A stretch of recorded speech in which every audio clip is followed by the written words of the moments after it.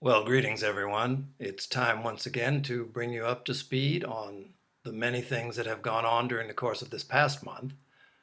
This month is no exception. There has been little in the way of downtime, but it's all been good time. So I'll tell you a little bit about that. Maybe to begin with, I should tell you about what happened early in the month.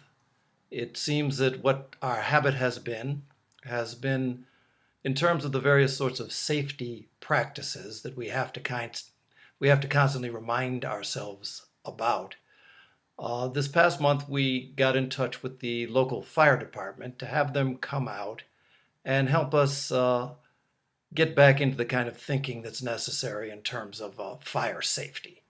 So they sent one of Wheaton's finest out to help us with that, to go over the sorts of thoughts and the sorts of ways that you're supposed to behave in case of fire.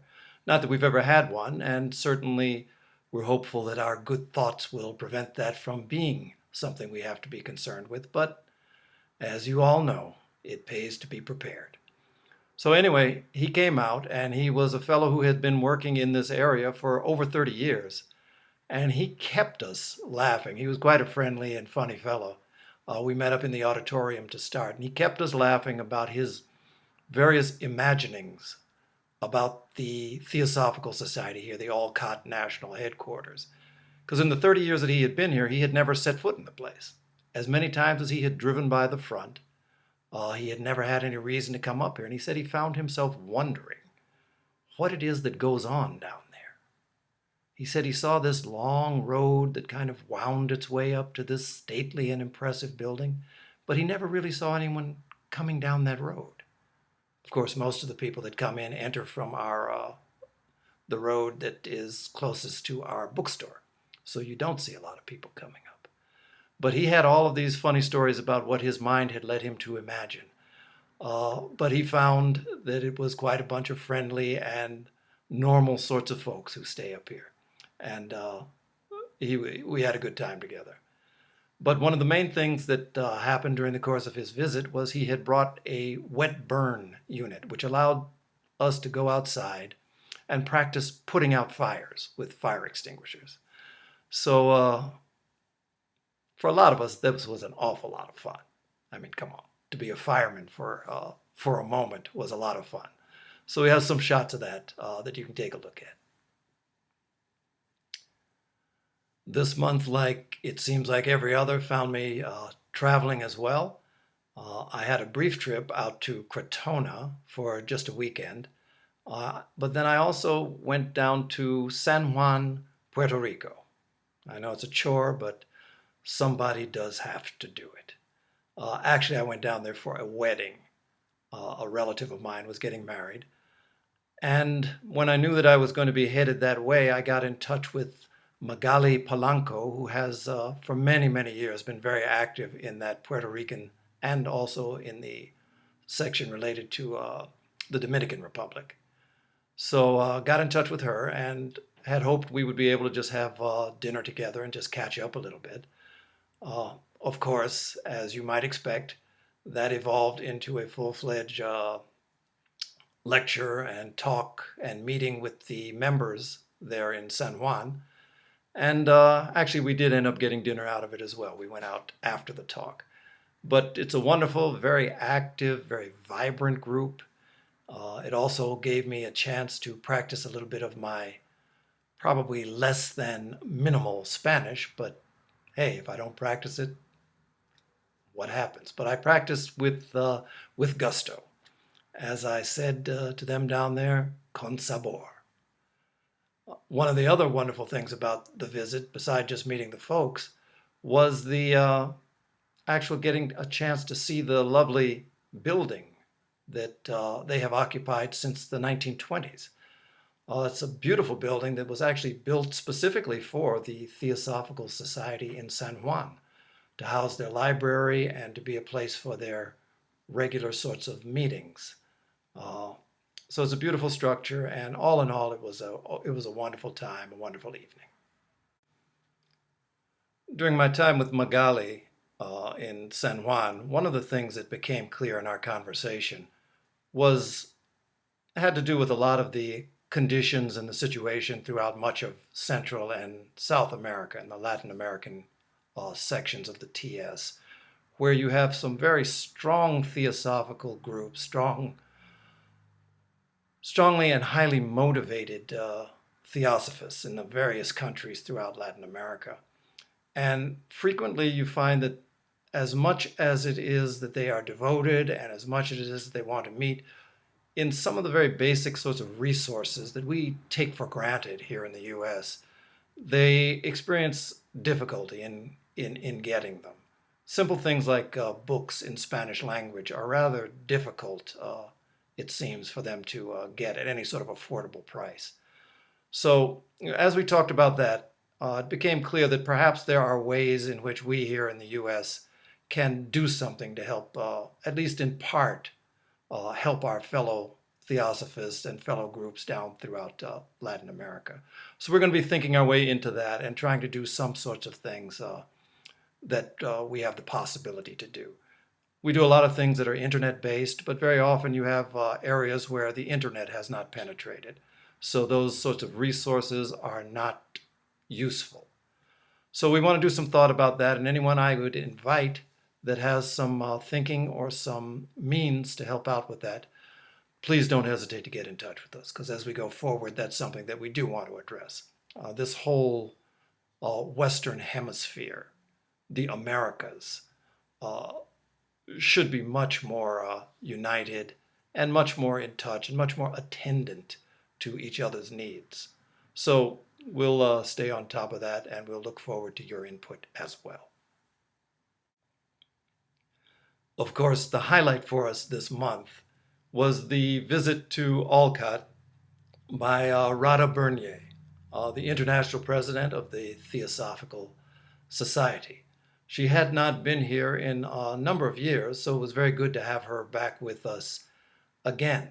She got a chance to stay with us for a week, and during that week, unlike the way we do many of the international visitors who do come, which is to shamelessly overwork them, instead with Rada, we made a point to try and make this a time when she could have a relaxing and restful visit at a place that she has been to many, many times over many years, dating all the way back to Dora Kuntz's time, back in the 70s. So got a chance to take walks, got a chance to revisit some of the grounds and revisit some of the old friends and people she has known over the years. While she was here, she did a couple of different things, one of which was she had an opportunity to sit in on our Theosophical Investment Trust meeting, the TIT, which was good because it's always good to keep up on how things are being handled in that sphere, but also it gave her a chance to meet with John Kern and Floyd Kettering, who are folks that she has had a long-term association with. So it was a very good sort of meeting again and catching up. The other main thing that she did while she was here, I had asked her if she would speak to our members, not so much to our members, but to our staff and to our volunteers. So on a Wednesday afternoon, we all gathered up in the auditorium, and she had a chance to talk to us about the Theosophical Society as an international movement. Most of us are very much aware of how theosophy is functioning in our local areas. Some of us have some sort of sense of the nature of theosophy and the Theosophical movement in our American section. But I think it's a very good thing to remind ourselves of the scope and the activities that are associated with the Theosophical movement worldwide. After all, it's in 70 countries around the world. And so who better to talk about that than Rada? So she took time to go into it and went into it in quite a bit of depth. If you're interested in actually seeing that particular talk, we did video it, and so it's going to be up online, and we will give you at the end of this little blog, you'll be able to find the website that you can just go to and see that thing in full if you'd like to. So it was a very good visit, good to reconnect. and good also to be able to provide a time for Rada to get a little bit of rest. She also did attend the children's bedtime story evening and seemed to enjoy that quite a bit. I know the kids enjoyed having her there. It's not every day that they get a full-fledged person from India to come and sit in at their little bedtime stories. So they were very happy about it and gave Rada a little token of their appreciation. A couple of days before Rada had to leave to go on to London and then to Holland before returning to Adyar, a couple of days before she left, though, I had to go off to North Carolina for the Mid-South Federation. It was a wonderful event. It was about 40 of the members from that area, West Virginia, Georgia, North Carolina, all throughout that Mid-South area, who gathered together in Hendersonville, North Carolina, at just a gorgeous place. I think the people who planned this year's event did a wonderful job. Set on a lake, beautiful sort of grounds to walk on. One of the things that I actually liked best, besides the programming itself, which was quite good, Scott Olson talked about the Golden Section. I was there, Kathy Gann. We had a number of people. And but one of the things that they did have, they had a beautiful veranda overlooking the lake that was lined from end to end with these old classic wooden rocking chairs.